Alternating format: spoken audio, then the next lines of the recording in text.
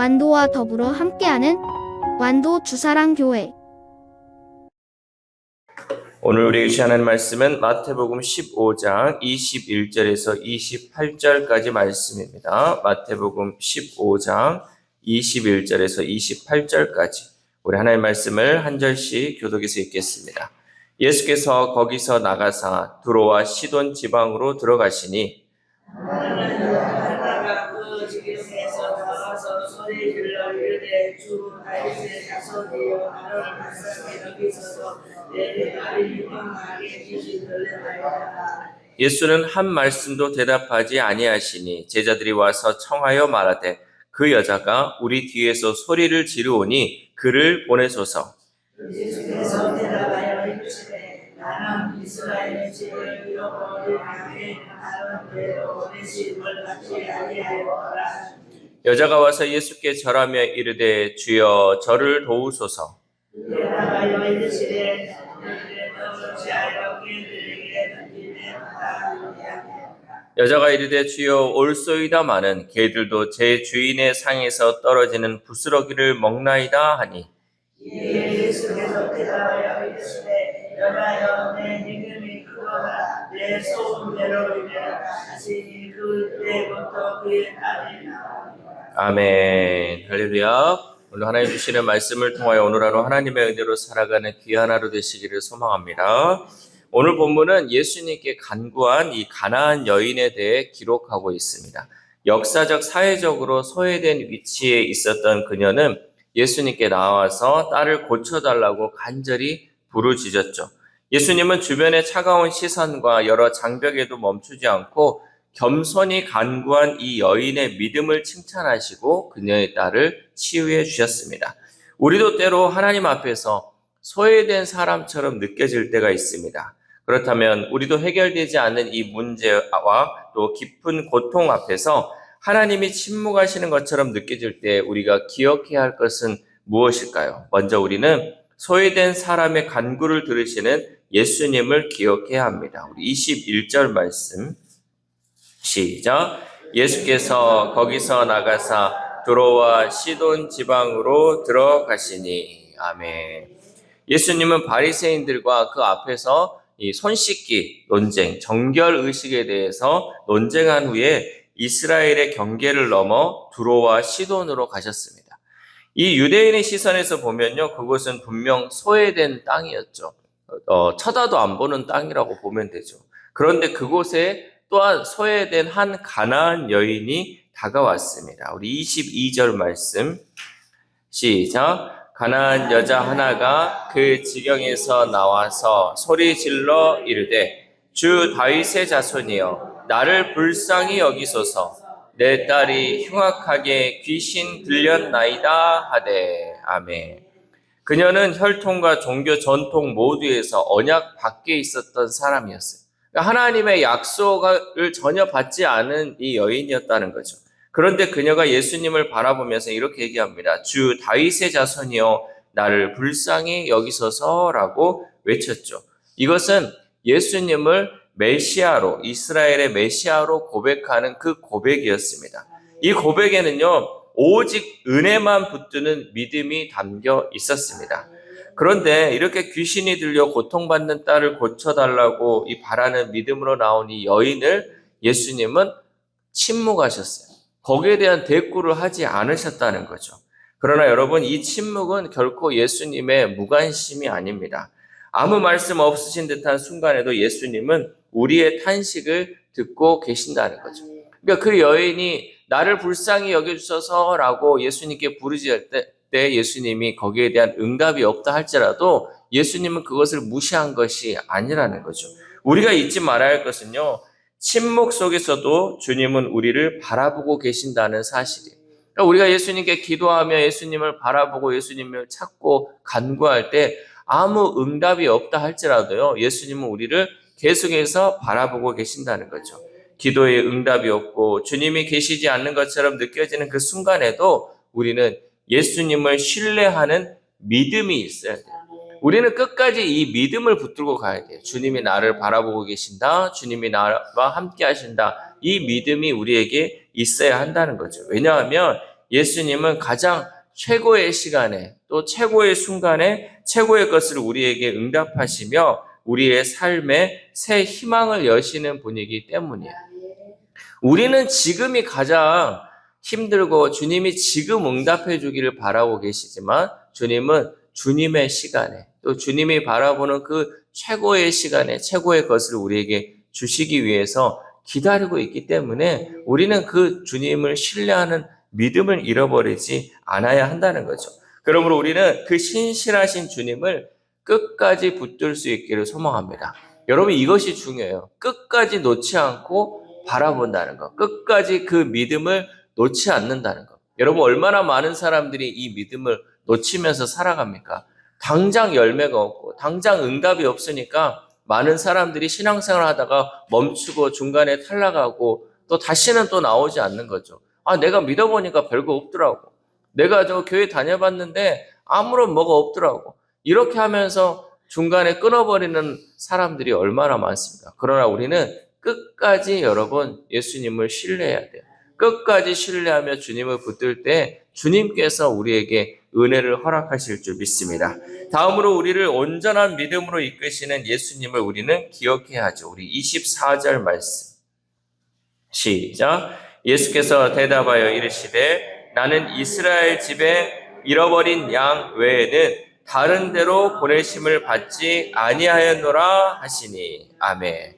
예수님께서 뭐라고 했냐면 나는 이스라엘 집에 잃어버린 양 때문에 보냄을 받았지 그 외에는 보냄을 받지 않았다라고 말씀하셨습니다. 이는 하나님의 구원 계획이요 언약 질서 속에서 진행된다라는 의미예요.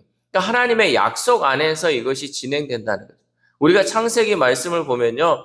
계속해서 아브라함이 복을 받고 이삭이 복을 받고 야곱이 복을 받는 것은 왜? 하나님이 약속하셨기 때문에 그 언약이 있기 때문에 그 사람들이 어떻게 살든 그 사람들이 실수하고 또 넘어지는 그 상황이 있다 할지라도 하나님은 계속해서 그들을 붙들어서 그 언약 안에서 이 구원을 계획하는 것처럼 하나님은 약속 위에 서신 분이에요. 그렇기 때문에 이 모든 것을 예수님이 말씀하신 것은 나는 이스라엘의 잃어버린 어린 양을 찾기 위해서 왔지 나는 다른 데로 보냄을 받지 않았다라는 거고 자신 있게 예수님께서 선포한 거죠.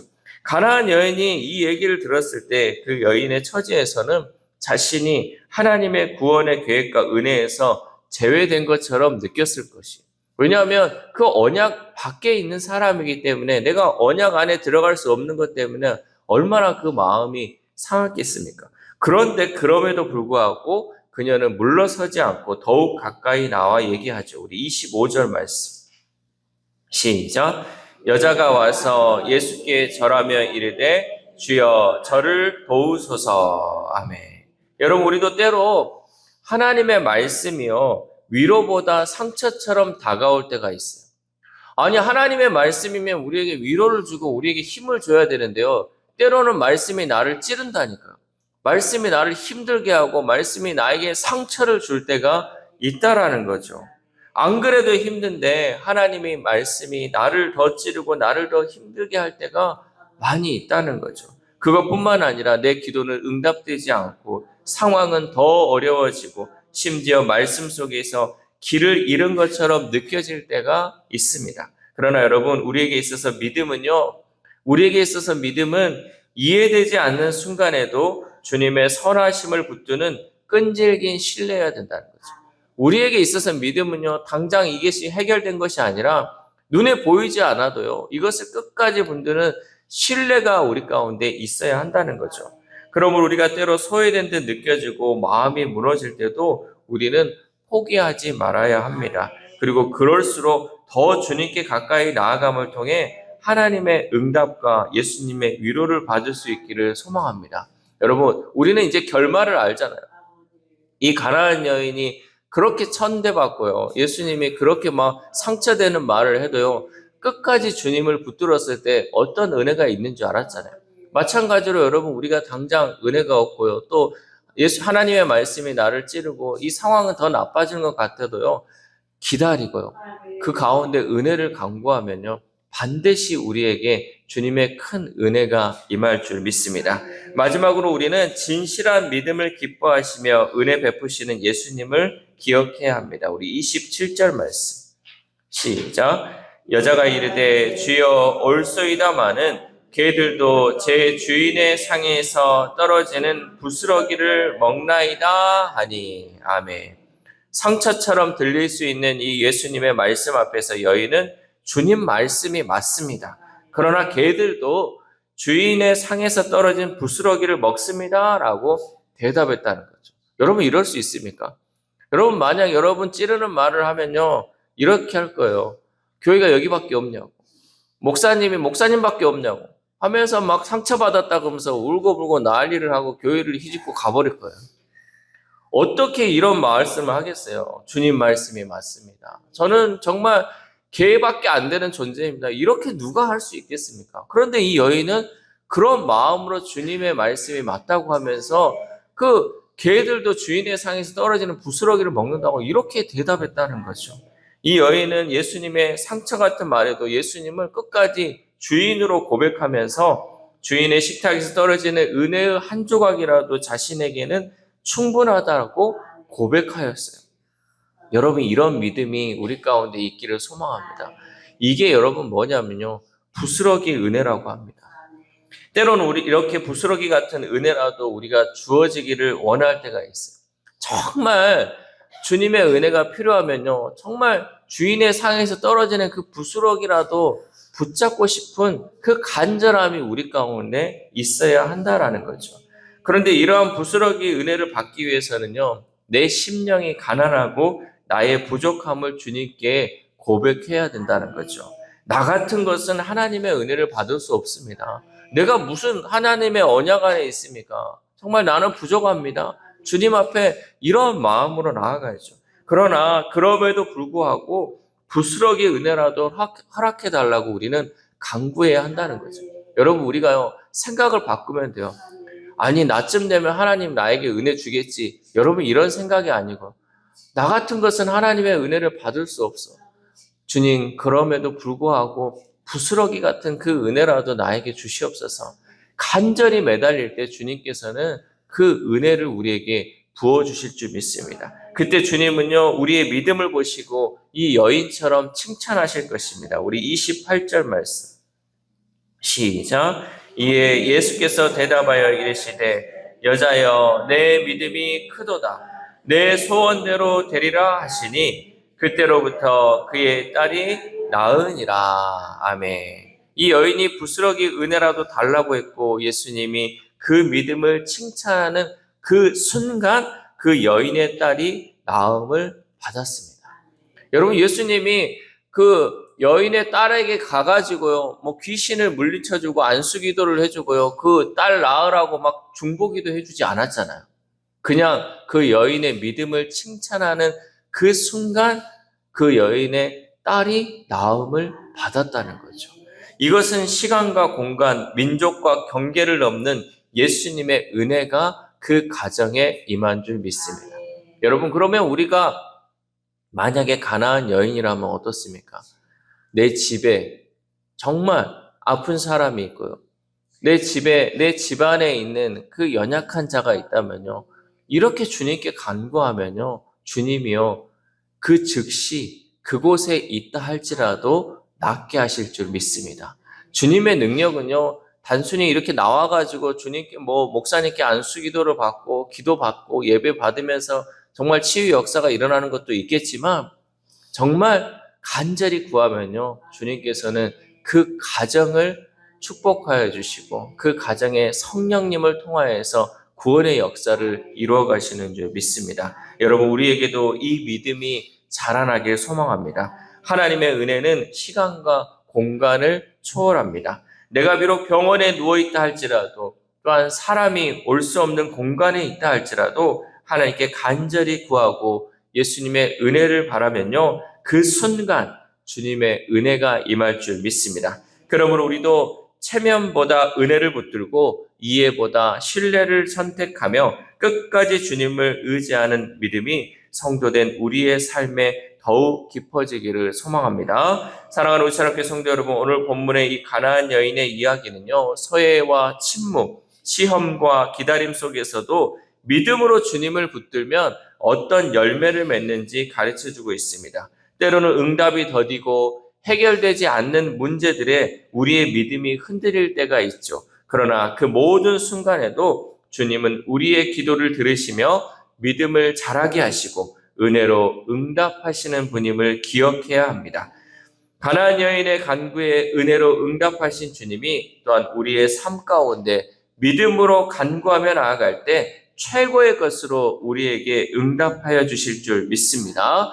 이 새벽 우리가 함께 기도할 때 하나님, 우리도 하나님께 은혜를 간구할 자격이 없지만 부스러기 은혜라도 허락하여 달라고 기도합시다. 또한 오늘 하루를 살아감에 있어서 하나님은 늘 최고의 시간에, 최고의 순간에, 최고의 것으로 응답하시는 그 하나님을 우리는 믿사오니 그 하나님을 끝까지 신뢰하는 저와 여러분 되시기를 주님의 이름으로 소망합니다. 기도하겠습니다.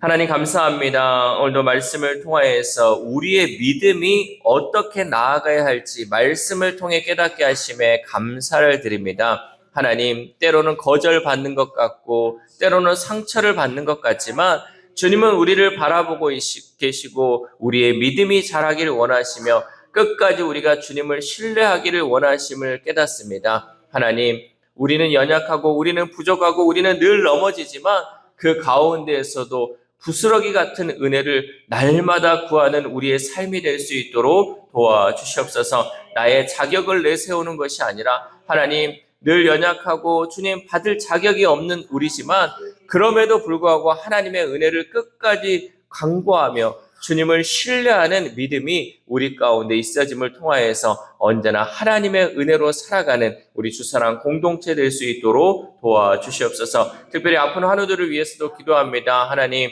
그 영혼들 불쌍히 여겨주시옵소서. 이 가나안 여인이 불쌍히 여겨달라고 정말 간절히 간구하며 나아갔던 것처럼 우리 환우의 삶도 하나님 불쌍히 여겨주셔서 그 영혼들 치유하시고 회복시켜주시는 그 하나님을 만나는 그 은혜가 그들의 삶 가운데 나타날 수 있도록 도와주시옵소서. 또한 우리의 자녀들, 우리의 다음 세대들이 있습니다. 하나님, 지금 이곳에 있지 않고 하나님 정말 어느 곳에 있든지 우리가 알지 못하고 또한 저 멀리 있다 할지라도 하나님의 말씀을 통하여서 그들이 있는 곳에서 주님의 임재를 경험하게 하시고 하나님의 은혜를 경험하는 우리의 자녀들, 우리의 다음 세대들 될 수 있도록 도와주시옵소서. 또한 오늘 하루를 살아갑니다. 하나님, 우리가 늘 기억해야 하는 것은 모든 순간이 내 기준이 아니라 하나님의 기준임을 기억하게 하시고 하나님의 때에 모든 것이 이루어진다는 그 믿음을 갖고